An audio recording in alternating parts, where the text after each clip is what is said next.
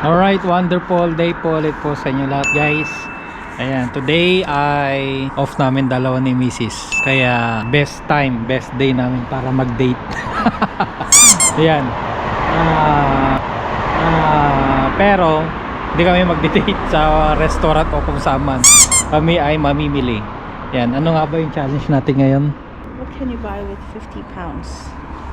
Yan. What can we buy in 50 pounds?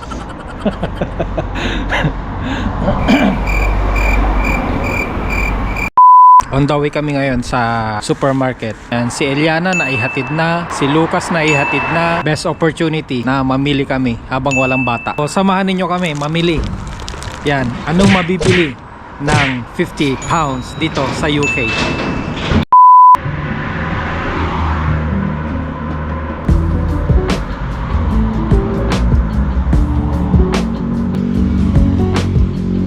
Nag-aantay kami ng bus.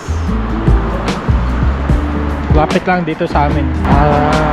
Ilan ba? Ilang bus stops? 3 stops lang siguro. Ayan na yung bus. Natatay ako guys. Natatay.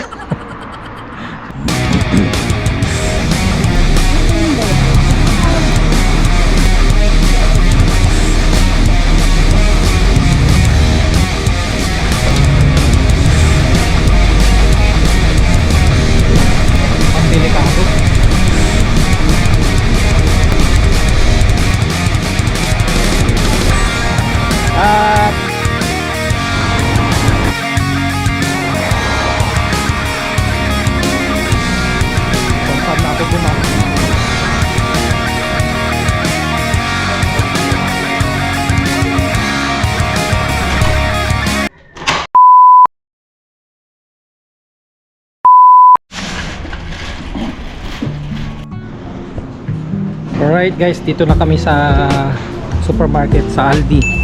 Ayan, unang-una namin bibilin ay prutas dahil yun nga, mga baon ng mga bata. Yun nga guys, ang challenge natin ay 50 pounds. Oh. Apple.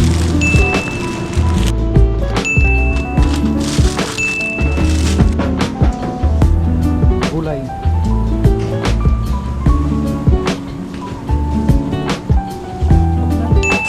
Titingnan na.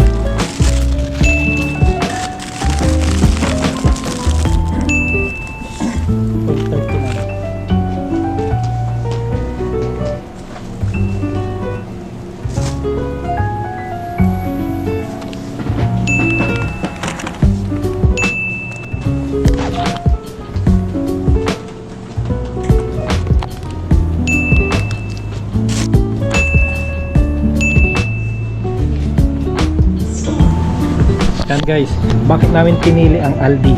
Kasi ang Aldi ang pinakamura, cheapest supermarket dito sa UK. Yan.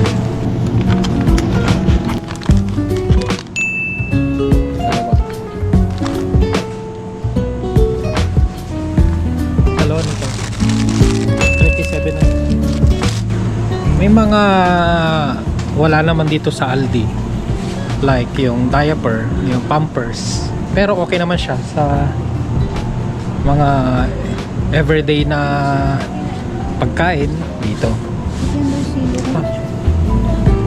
Kaya yan.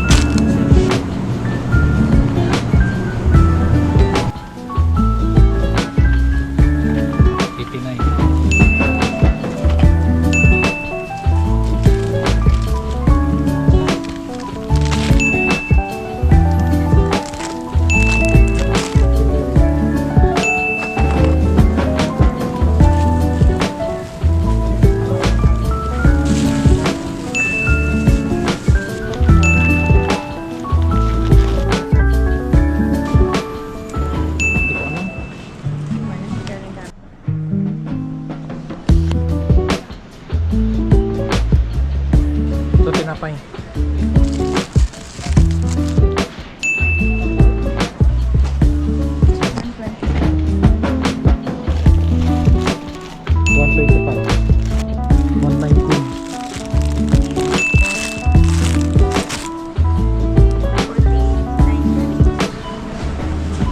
Alright, siguro okay na yan.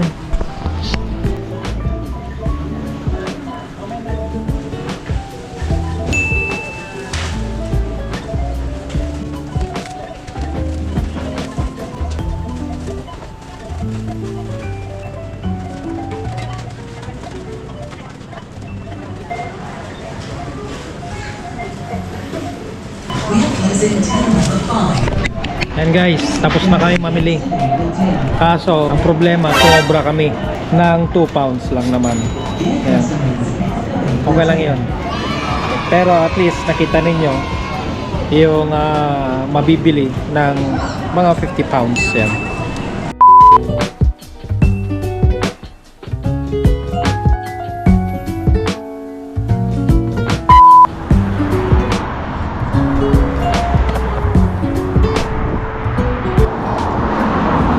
Right, dito na kami ngayon sa bus stop. Pabalik na kami ng bahay.